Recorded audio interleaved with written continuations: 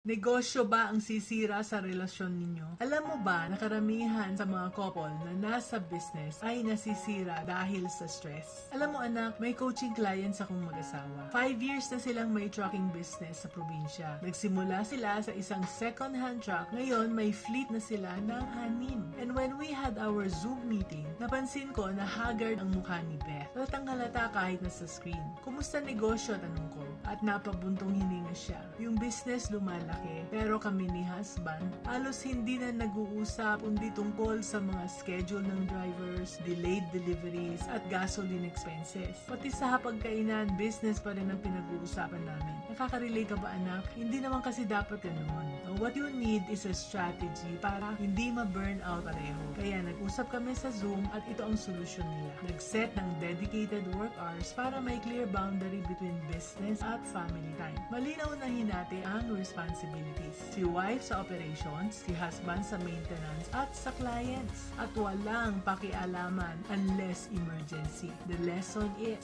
hindi dapat nakakasakal ang negosyo ninyo sa relasyon ninyo. Kailangan mong gumawa ng malinaw na boundaries para sa business at sa personal life, lalo na kung mag-asawa kayo. Remember anak, ang pinakamahalagang asset mo ay hindi ang business mo, kundi ang relasyon ninyo ng partner mo. Ganyan dapat para business-minded Pinoy.